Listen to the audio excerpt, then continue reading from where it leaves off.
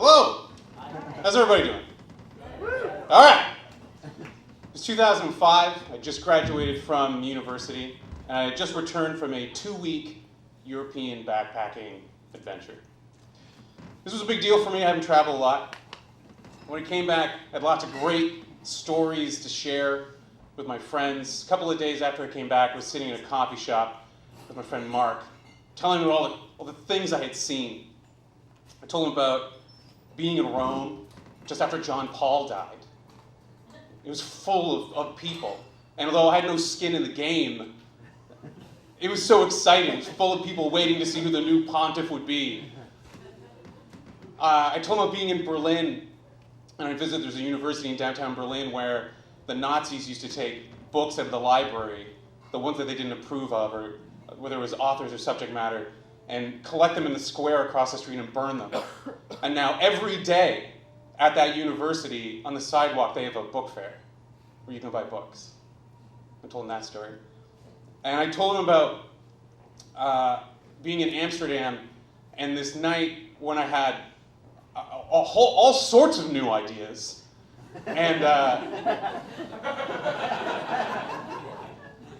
And when the great idea I had was there were a lot of tattoo parlors in Amsterdam for some reason, and I thought, oh, I should get one of these because what I'm like a mark, like physically, but I've been mentally and physically marked by this trip. But I've never been a tattoo guy, as you can tell. So I never wanted one, and I thought, oh, I know what I'll do. I'm going to get a freckle added to my arm.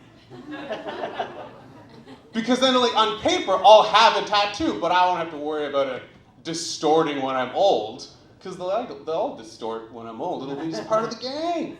It'll be cool. Anyway, I didn't do it.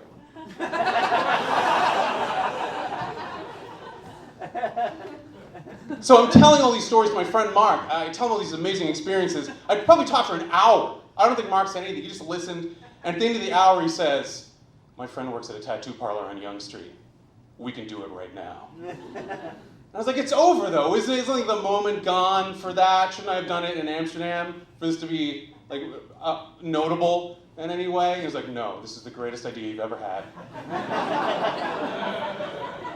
This is going to happen. I'm going to make a phone call. Hold on 1 second. He picks up his phone. He dials the number. He's hard selling it to his friend on the other line. All I know is his side of the conversation was like, hi, I'm having a conversation with my friend Brian. He wants a freckle tattooed on his arm. A freckle. Yeah, one. Yeah, like a dot. Yeah, he's got lots already. $75. There's no way. $75 for this? I'm like, come on, man. Also, I really don't want to get a tattoo. But I just tell him, I've already spent all the money I have on this trip I couldn't afford. I'm not going to spend $75 on a tattoo that no one can see. It's not that funny of a joke. It's $75. So he goes, it's just a dot. Can't you do something? $20. But we have to go right now, and then we have to wait for the store to close. I don't know why. But at $20, and there's something about the word bucks, right, that makes it sound like fewer dollars. All right, so half an hour later, we're standing in a Yonge Street tattoo parlor. The Yonge Street tattoo parlor has closed. Again, I have not asked why. I'm assuming that we're skirting some sort of health and safety standard that I do not want to know about. Some sort of licensing restriction, doesn't matter to me. We get let upstairs. I sit in a chair, and then this guy comes over. He's going to be my tattoo artist. His name is Jake, and he looks like a tattoo artist. He's a big guy. He's full of tattoos. He has bitchy resting face. And he comes over, and he's like, so you're the guy. Are you the guy? Like, he's heard the whole spiel. He's like, you're the guy? This is beneath me. I'm doing this now to this guy. I probably went to school for this. I have experience. I drew this mural on the wall, and I'm going to put a dot on your fucking arm. Like, that's the whole monologue of you're the guy. And I say, yeah, I'm the guy. And he looks down at my arm, which has freckles on it. And he says, all right, which one? I say, which one? Like, I'm not having one removed. What does that mean? And I'm like, I don't know what you mean, which one? He goes, well, that one's bigger than that one, and that one's like a weird shape, and that one's sort of reddish. Which one? Which one do you want it to look like? I'm like, oh, he's taking this very seriously. I appreciate that. So I point to one on this arm. What do we just... So I point to one on my arm. It's this one. This is the model. Because it's the biggest one on my arm. I'm like, you could do that one. If you could recreate that, I guess, that would be good. I don't know. He was like, all right, no problem. Jake pulls out his case full of inks. The first thing he pulls out, he has 3 vials together. They're skin tones, light to dark. He begins with the lightest one, obviously, and he takes a little dab of that and he puts it on my arm. It's a really weird color.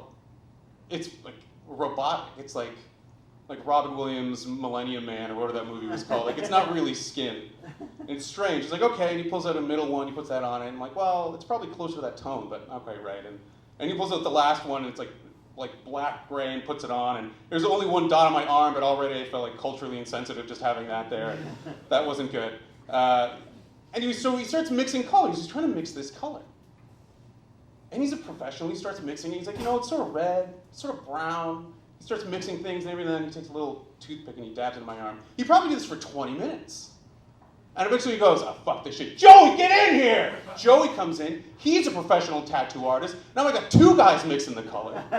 He and Joey mix it for another 20 minutes. They still can't figure it out. Joey goes, oh, fuck it. Andy, come in here. There's 3 guys now. 3 professional tattoo artists. It's like 8 o'clock at night. We're skirting health and safety standards. My arm is full of dots like I've gone through some sort of allergy test. 45 minutes. These 3 guys trying to mix the color. They can't figure it out. Eventually Jake goes, what about that? And I go, Jake, that's perfect. In my mind, I'm really thinking it's way too yellow. But we've been here long enough. So he puts it into the gun, and I put my arm out, and he says, where do you want it? And I point somewhere on my arm. Starts drawing the thing. It does it for about 10 seconds. It's incredibly uncomfortable. People say this about tattoos, but they're right. And he drew it for about 10 seconds, and he goes, how about that? And I go, that's great. I didn't say that's great because it was what I wanted. I just wanted it to stop. And he said, that's great. And then he took it and he wiped it off. And then that's when I realized, oh yeah, I have a needle phobia. I shouldn't be doing this. And you'd be thinking, well, if you have a phobia about needles, isn't this something that you would have thought out well in advance? But it's been a really strange thing for me. It's not like, it's totally irrational. Intellectually, I have absolutely no problem. If you said right now, Brian, we need to go down and donate some blood, you're like, all right, let's go, let's do it. Jab some stuff into my body. It'll be a good time. But in my experience, when this happens to me, my body seems to think I have abandoned it, that all reason has gone out the window, it's taking control from me, and we are shutting down all of you because you make bad decisions. I once had an optometrist put diluting water in my eyes, passed out. Foreign objects cannot go inside of my body, be they solid or liquid. So I don't think about it on a regular basis because it doesn't happen often, and intellectually I don't have a problem with it. So now I'm sitting there's this huge tattoo guy who was just drawing a freckle on my arm, and I have to decide whether or not I'm going to tell him that I couldn't handle it. And I don't want to do that.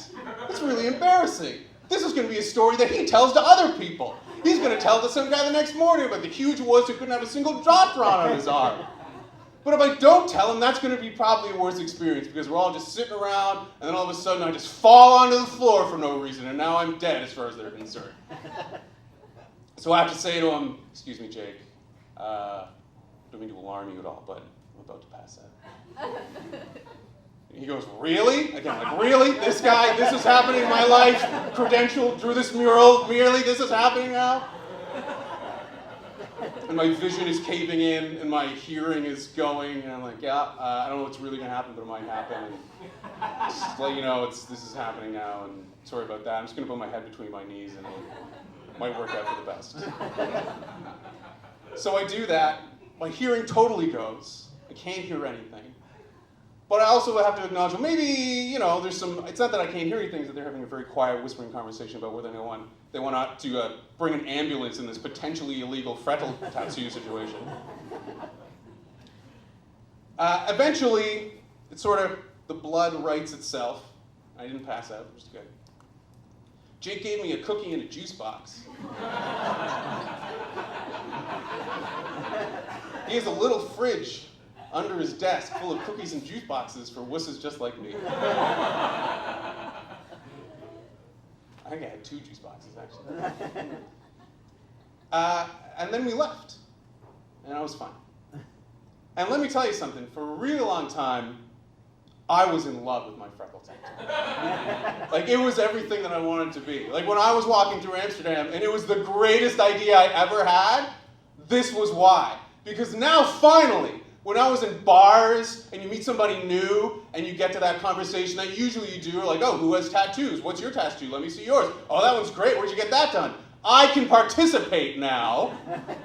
And people, so you get the tattoo thing, like, who has tattoos? I'd like the smart guy in class, like, oh, ask me, please.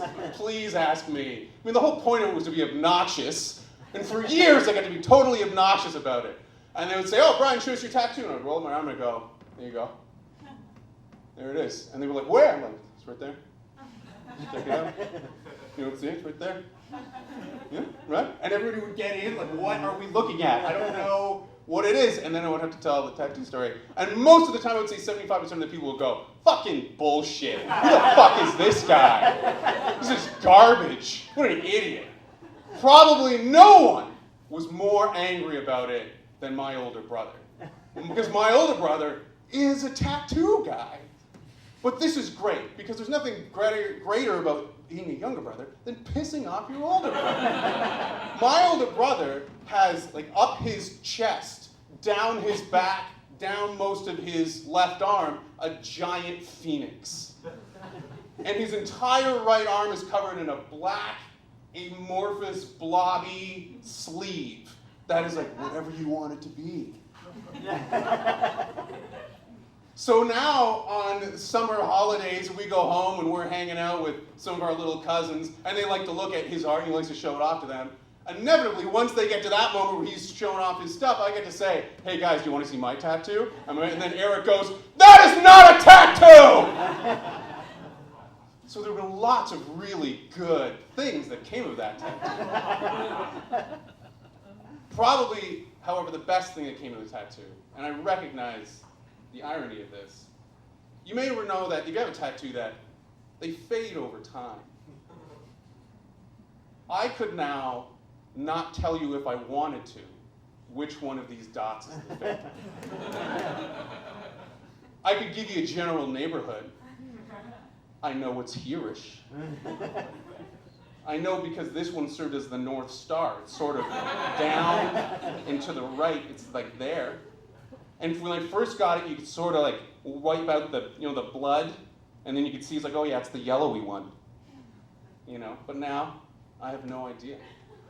I couldn't tell you, which makes it really difficult for me because now I don't have any proof at all. So now in bars, when people start telling your tattoo stories, now I don't even go, ask me my story, because I can't even, because I don't have one anymore. Anyway, I got a good decade out of it, That's got to be worth something. And still, I guess I should say, when we go home for summers, and even though I couldn't prove it, and even though there's nothing to show to them, when my little cousins start looking at Eric's tattoos, I always still say, hey, do you want to look at my tattoo? And he still goes, that is not a tattoo! So we might get a few decades out of it still. Thanks very much.